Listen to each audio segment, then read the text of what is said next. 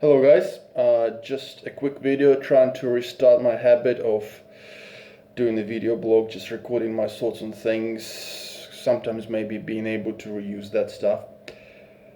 And I thought I'd start from a short video talking about the riots which are happening in US now, obviously because another gentleman was murdered, in this case a black gentleman, by the police, by, to be honest, inadequate police. And the protests, although fully legal, fully support the actual protest and the reason to protest, I do have to make a point. I was born and grew up in Ukraine. Over the last few decades, there has been a few cases of people protesting or even actually causing a riot in Ukraine. So I'm gonna cover some cases are more known around the world, a couple of cases which are probably not known to people. So overall, the ones I know well of are 4 separate occasions. And the first occasion happened in 1990s in my home city, when the police, at that time the police was not very good, not very good at fighting crime, but very good at doing crappy shit. And they picked on a couple of kids that were just sitting not far from their homes, and all the neighboring, at first it was their parents and like their neighbors that only came out to just tell police to go away. The police called the riot van, so all the people came out. The police ended up getting in a lot of hot water. Their bus got turned over. They got a bit of a kick in and they ran away. They did not fire any shots. They did not kill anybody. They just understood that, look, there is a reason why people are pissed off with us.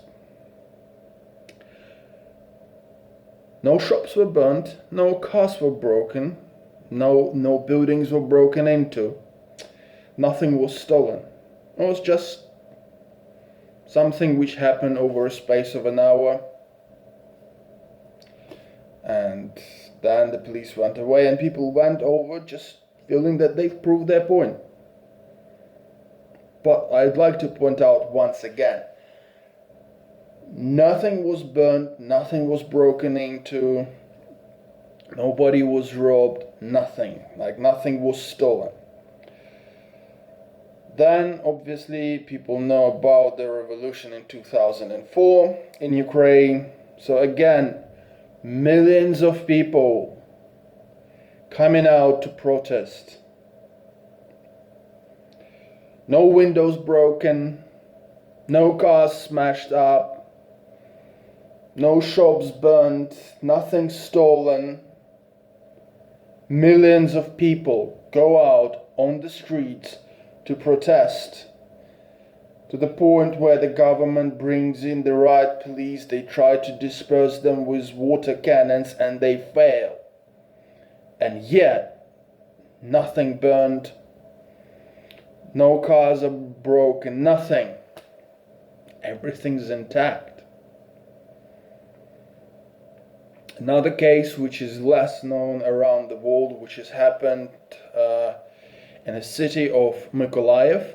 It's a south of Ukraine, not in the actual city, but in one of the small towns around the city. And what happened was that something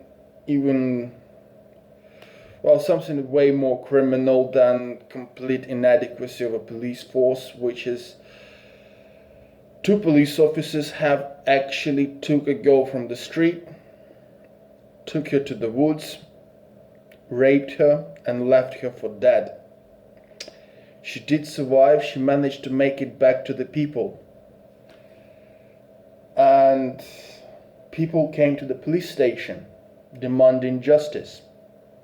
Very same way that people in US want to demand justice for the police that does things that should not be done. When the police tried to threaten them,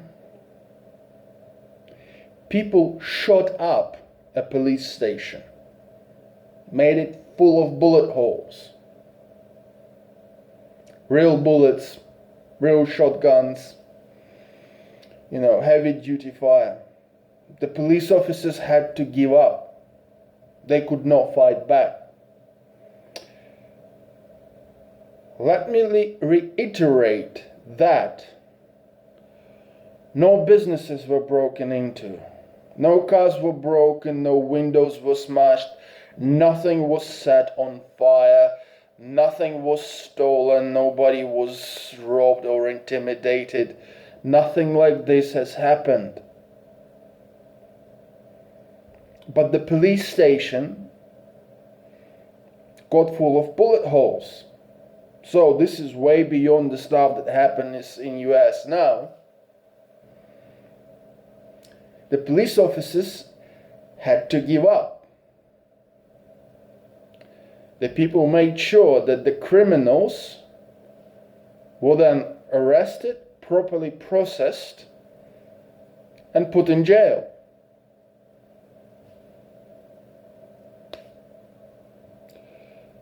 And yet, again, no private business got destroyed.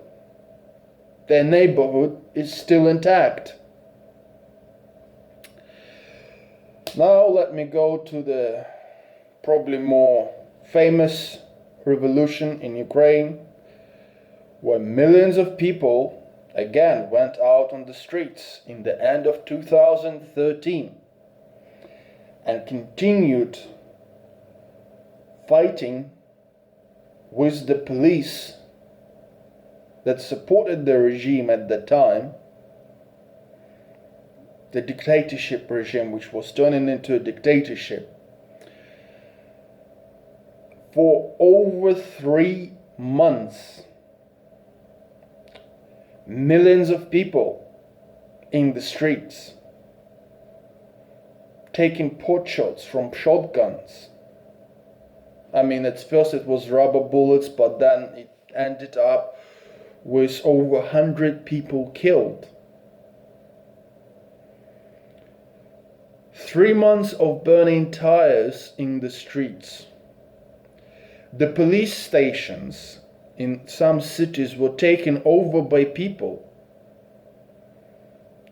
Those who know to keep track of the Ukrainians will know that in some cities people stormed the police stations despite the gunfire while still being unarmed. When the police stations got taken over, the people made sure that the guns stay in the police stations. The guns did not go flying amongst other people. They remained there. They just made sure they're not used on civilian population. That is all they wanted to do was get rid of the person who was turning to be into a nasty dictator. The people stood in the central streets of capital.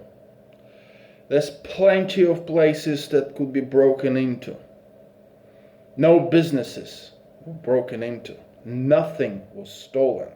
The people, the millions of people that stood there against the government, had their own units, were looking out for the thieves, for anybody who would commit crimes, and making sure they're not done.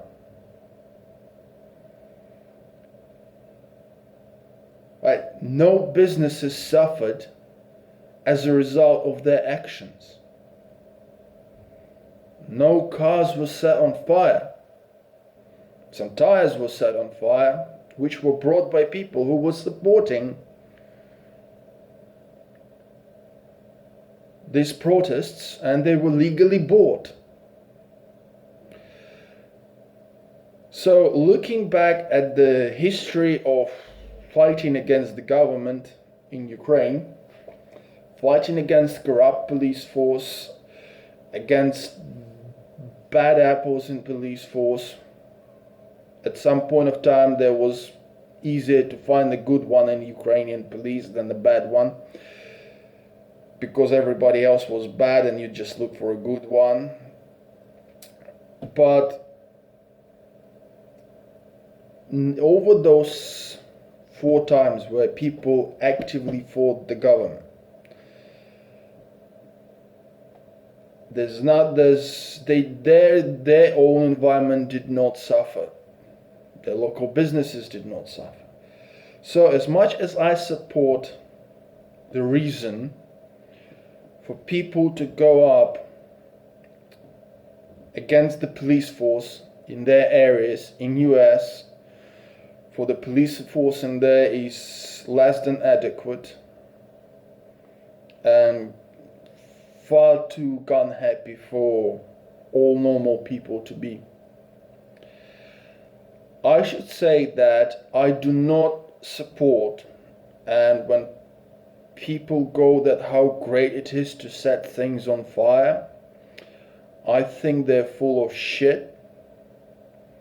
And people who do those riots and people who commit theft or just rob someone, just grab somebody's bag and stuff like this, similar way it happened to London a few years back. They are not protesters. They are not out for justice. They're just thugs and criminals. And as long as you say that, hey, this is what you should do, then you're nothing more than a thug and a criminal. Throwing stones at business windows, the businesses which employ local people, the businesses which make sure that your neighborhood is in good order and well served and well serviced. Quite often businesses that might actually be owned by local people. This is not protesting. This is just people abusing the situation for their own gain, for their own excitement, for their own pleasure seeking, and they don't give a flying fuck about who was killed and what has happened. I don't care which kind of political views you hold, you're nothing but a thug and a fucking criminal. And if you support those people, well, that's what you are. So I hope you understand what you are when you say shit you say and support shit you support. But from my personal point of view, I'm looking forward to people being able to fight a government without having to set their own cities on fucking fire. Thank you very much. Goodbye.